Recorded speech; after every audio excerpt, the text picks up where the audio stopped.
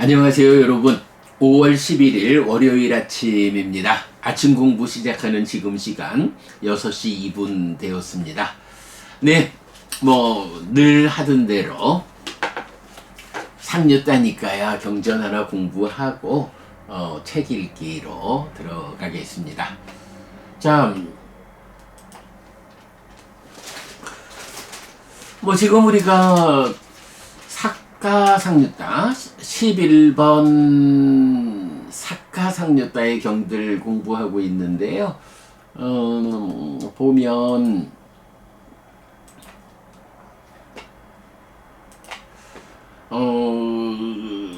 사가상류따의 경들이 모두 25개의 경이 있어요. 그런데 이제 오늘 아침에 우리가 17번 경을 이제 공부할 순서거든요. 그러니까 11번 상류따도 오늘 하고 나면 이제 7개의 경이 남는데 대략 다음 주 정도면은 11번 사가상류따가 마무리될 것 같아요. 그런데 이제 이게 11번 상류따가 그 자체만 완성되는 게 아니죠. 보면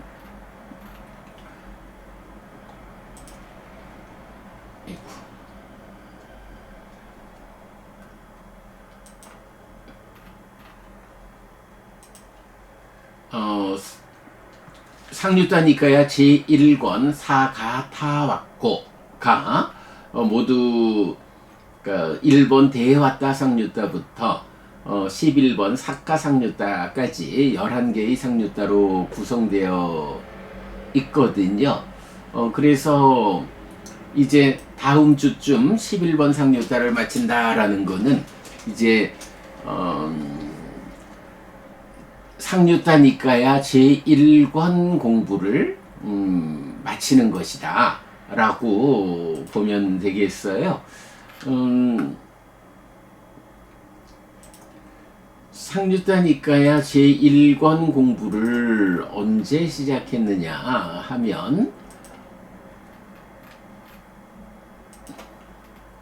네, 1번 상류따 1권 폭류를 건넌 경이 23년 1월 9일 날 시작을 했어요. 23년 1월 9일 날 시작을 했으니까 제1권 그러니까 상류따니까야 제1권을 공부하는데 3년하고 한 4개월 남짓 걸리는 거죠. 3년 4개월 남짓해서 상류따니까야 제1권 어찌 보면 제2권은 연기라고 하는 핵심적인 주제를 중심으로 하고 제3권은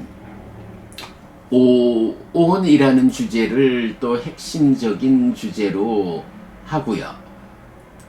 자, 2권 보면 이제 니다나 상류따 해서 연기가 핵심적 주제가 되고 3권은 칸다 상류따 해서 오온을 주제로 하는 경들이고 4권에 가면 살라야 따나 상류따 해서 6처 안이비설신의 해서 또는 내입처 외입처 12처 일체죠 중심이 되고 이제 5번 상류따 가면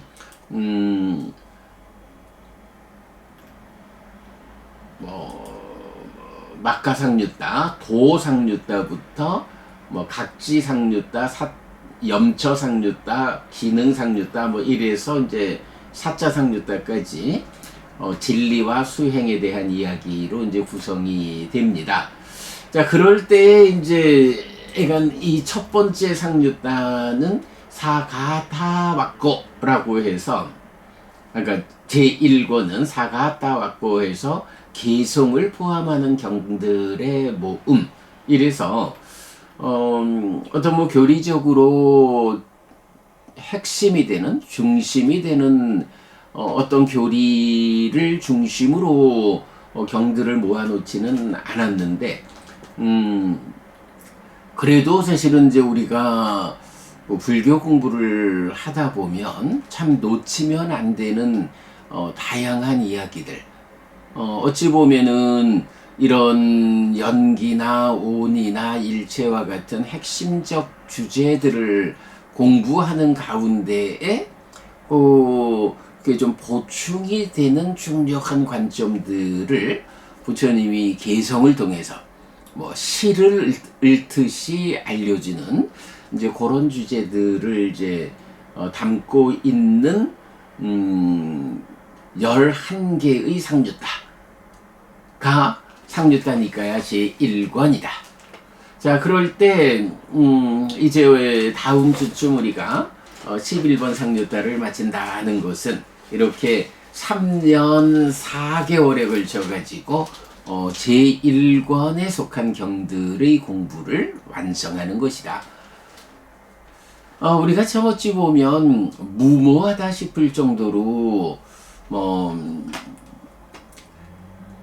공부를 이런 공부를 시작해 봅시다 라고 정말 무모하다 싶게 공부에 나서는데, 그래도 보면 그런 것 같아요. 참, 와, 이런 공부를 감당해낼 수 있을까? 라고 무모해 보이는 그런 공부도 어쨌든 공부를 놓치지 않으려고 그냥 때에 따라서는 밤을 새워가면서라도 아이고 내일 아침에 공부할 경을 번역을 해야지 해서 이렇게 진행을 하더라도 결국 거기에 시간이 더해지면 1번 상류타 1번 경을 참 출발시키고 나서 3년 4개월의 시간이 더해지니까 상류타 니까야 제1권이라고 하는, 사실 번역하는 입장에서 보면 우리가 시를 번역한다는, 그러니까 시를 해석하는 일은 어렵지 않아요. 개성을 번역한다라는 거는 사실은 굉장히 더 어려운 번역인 것 같아요. 그래도 참 그렇게 용기를 내어서 부딪혀 보는데 시간이 더해지면 결국은 성과가 있다. 이렇게 됩니다. 자, 어쨌든 오늘 우리가 17번 경을 공부할 순서고, 이제 조만간 11번 상류타 면서 제1권의 과정을 3년 4개월에 걸쳐서 마무리하게 될 거다라는 말씀드리면서 공부 들어가겠습니다. 네, 붓다 완다나 수땅입니다. 붓다 부처님이고, 완다나 예배, 예경 다 다양하게 이제 번역할 수 있는 말이지만 저는 예배라고 번역을 해서 붓다 완다나 수땅 11번 상류타 17번 부처님 예배경입니다. 사와티의 제따와나의 소설의짐. 그때 세존은 낮의 머금을 위해 홀로 머물고 있었다. 그때 신드레 왕 사카와 사한파티 범천이 세존에게 왔다. 와서는 각기 문지방을 의지하고 섰다. 그리고 신드레 왕 사카가 세존의 곁에서 개성을 말했다. 일어서십시오 영웅이여, 승리자여. 짐을 내려놓은 분이여, 빚 없는 분이여. 세상으로 나아가십시오. 그대의 심은 잘 해탈하였습니다. 보름달에 달이 벗어난 것처럼. 신드레 왕이여, 열애를 그렇게 예배하면 안 됩니다. 신드레 왕이여, 열애는 이렇게 예배해야 합니다. 일어서십시오 영웅이여, 승리자여. 대상을 이끄는 분이여, 빚 없는 분이여. 세상으로 나아가십시오. 세존께서는 법을 설하십시오. 아는 사람들이 있을 것입니다. 라고. 네, 짤막한 경입니다. 근데 이 경은 좀 특징적인 게 욕계의 33천의 왕인 신드레 왕 사카하고 범천이니까 색계 무색계 높은 하늘에 속한 사한파티 범천하고 이 두 명의 신이 같이 나타나는 경우, 부처님에게 함께 왔어요. 제가 기억하기로는 이렇게 욕계의 신들이 모여 있을 때 사낭꾸마라 범천이죠. 사낭꾸마라 범천이 그 거친 몸으로 바꿔가지고 자기 모습을 드러내는 뭐 이런 경우가 보이기는 해도, 이렇게 신들의 왕 사카라고 하는 욕계의 신과 사한파티 범천이라고 하는 범천의 세상에 속한 이 두 명의 신이 함께 부처님을 뵈러 와가지고 신들의 왕 사카가 부처님을 이렇게 찬탄하니까 사한파티 범천이 아니야, 그렇게 부처님은 그렇게 찬탄하는 게 아니고 이런 방법으로 찬탄해야 돼 라고 서로 개성을 통해서 의견을 나누는 요런 구조의 경우는 뭐 일단은 제 기억엔 아직 없어요. 뭐 앞으로 또 찾아질 수 있겠지만, 자, 아무튼 이제 그런 면에서 좀 특별한 구조를 가지고 있다라는 거 보시고요. 자, 그래 이제 두 명의 신이 부처님한테 왔어요. 그리고는 신들의 왕 사카가 먼저 세존의 곁에서 개성을 말했다. 우테이 위라 위지따 상가마라고 해서 명령형으로 일어서십시오. 위라 영웅이여. 위지따 상가마, 요거 이제 계속 나오죠. 상가마 전쟁이고 위지따 승리자예요. 그러니까 일어서십시오 영웅이여, 뭐 전쟁의 승리자요, 요래 번역해도 되고 그냥 승리자요 이렇게 번역했습니다. 안나바라 라고 하면 이제 뭐 짐을 내려놓은 분이요, 이렇게 번역이 되고요. 아나나 라고 하면 빚이 없는 존재야, 빚이 없는. 그래서 부처님을 부르기를 짐을 내려놓은 분이요, 빚 없는 분이요 이렇게 부르고, 마찬가지 명령형으로 뭐 위짜라띠 명령형 위짜라 해서 세상에서 나아가십시오 라고 말을 해요. 자, 요 장면이 이게 이제 부처님 처음 깨달음의 소회를 드러나는 장면으로 보이지는 않는데, 어쨌든 신들의 왕 사카랑 사한파티 범천이 같이 와서 신들의 왕 사카가 이렇게 세상으로 나아가십시오 라고 말을 해요. 그러면서 그대의 심은 잘 해탈하였습니다. 보름밤에 달이 벗어난 것처럼. 이렇게 무슨 얘기인가요? 보름밤이면 달이 꽉 찼는데 그 꽉 찬 달이 구름에서 벗어난 것처럼 그대의 심은 탐진치로부터 번뇌로부터 또 무명가래로부터 잘 해탈하였습니다. 이렇게 찬탄을 하면서 세상으로 나아가십시오. 지금 앉아 계실 것이 아니라 일어서서 세상으로 나아가십시오 라고 법을 설해 줄 것을 이제 요청하지요. 자, 그러니까 이제 사한파티 범천이 그 말을 듣고, 신들의 왕이여, 열애를 그렇게 예배하면 안 됩니다. 신들의 왕이여, 열애는 이렇게 예배해야 합니다 라면서 우리 범천의 요청경에서 나오는 그 개성을 반복해요. 우테히 위라 위지따 상가마 사타와하 아나나 위짜라 로게 대사수 바가와 담망 안냐 따로 바위산띠띠. 일어서십시오 영웅이여, 승리자여, 대상을 이끄는 분이여, 빚없는 분이여, 세상으로 나아가십시오. 세종께서는 법을 설하십시오. 아는 사람들이 있을 것입니다 라고. 자, 이렇게 보면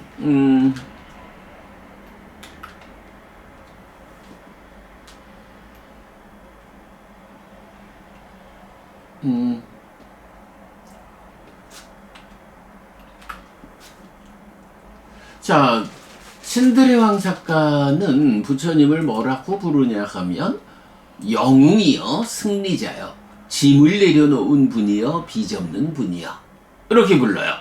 그런데 사한파티범처는 영웅이여 승리자여 빚없는 분이여는 같은데 짐을 내려놓은 분 대신에 대상을 이끄는 분이여 이렇게 부르죠. 그러면서 세상으로 나아가십시오 이렇게 말하는데 짐을 내려놓았다라고 하면 탐진치의 짐을 내려놓았다라는 거니까 신드레왕 작가는 영웅이고 승리자고 빚없는 분이고 당신의 내면에 있는 오염원들을 다 내려놓은 분, 이런 분인 부처님 일어서서 세상으로 나아가십시오. 그대의 심은 잘했다 그랬습니다. 자, 탐진치의 짐을 내려놓았다 하니 그대의 마음은 잘했다 그랬습니다. 이렇게 이제 찬탄을 하고 세상으로 나아가시라고 하는데 사한파티 범처는 그와는 좀 다르게 짐을 내려놓은 분 대신에 대상을 이끄는 분이에요. 이렇게 말을 해요. 대상을 이끈다라는 건 뭔가요? 사막을 건너는 상인들의 무리, 요게 대상이잖아요. 카라반 그러나요? 그 대상을 이끄는. 그러면 어떤 주제인가요? 예, 중생들의 괴로움이 수반되는 이 세상에서 이 세상을 건너서 열반이라는 몸의 구석에서 벗어난 열반이라는 완성점을 향해서 가는 행렬, 이 행렬의 선두에서 이끄는 분이 바로 부처님입니다. 이런 의미죠. 여기서 이제 대상을 이끈다라는 요 말이 사실은 모든 사람들이 다 사막을 건너지는 않거든요.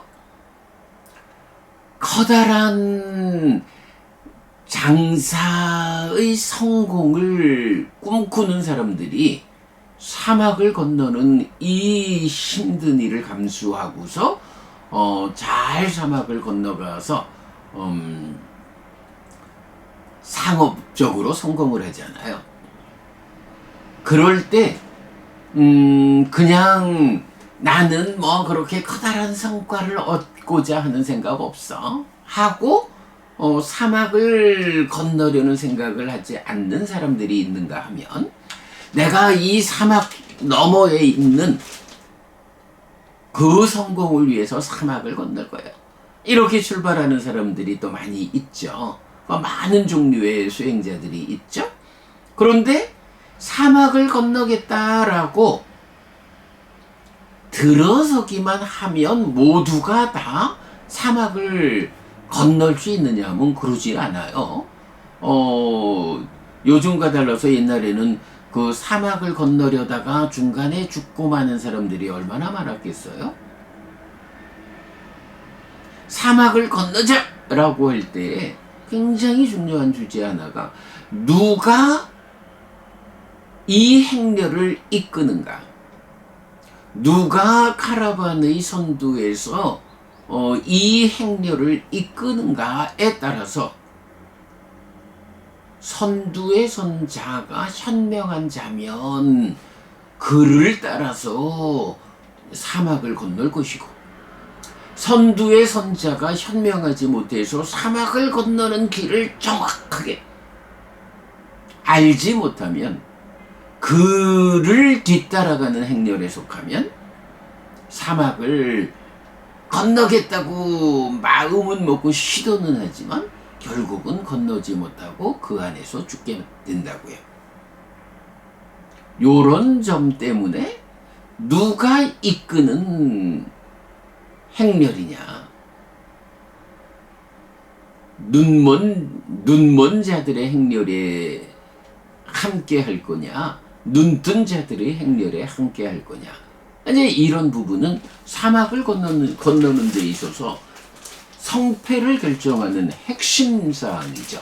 자, 이럴 때 이제 사한파티 범처는 부처님은 자기의 짐을 내려놓았다. 그래서 자기 마음이 잘 해탈했다. 요 정도, 요렇게 자기 한 사람만의 성취를 말하는 그런 분이 아니요. 그분은 대상을 이끄는 분이어서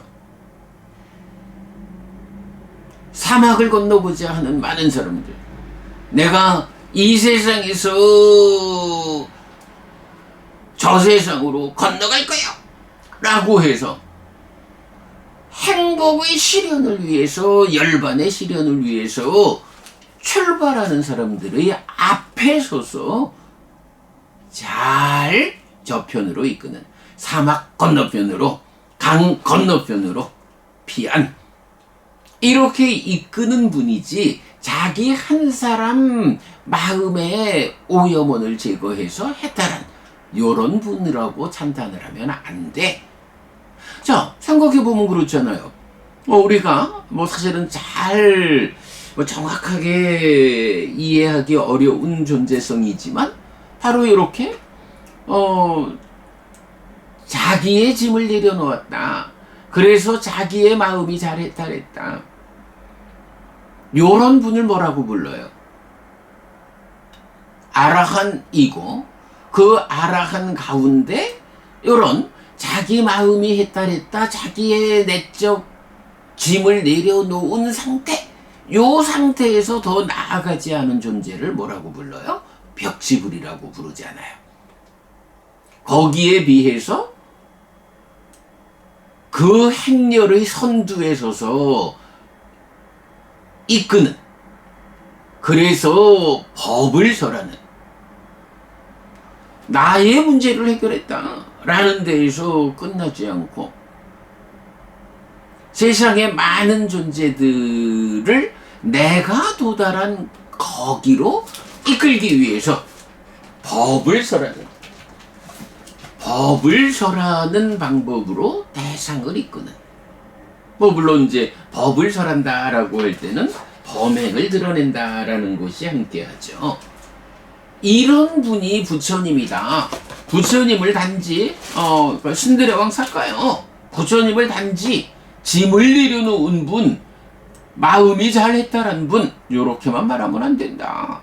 부처님은 이렇게 대상을 이끄는 분이요. 그러니 법을 설해달라고 요청해야 하는 거예요. 그래야 아는 사람들이 있을 거예요. 여기서 이제 아는 사람들이 있을 것이라는 게 뭔가요?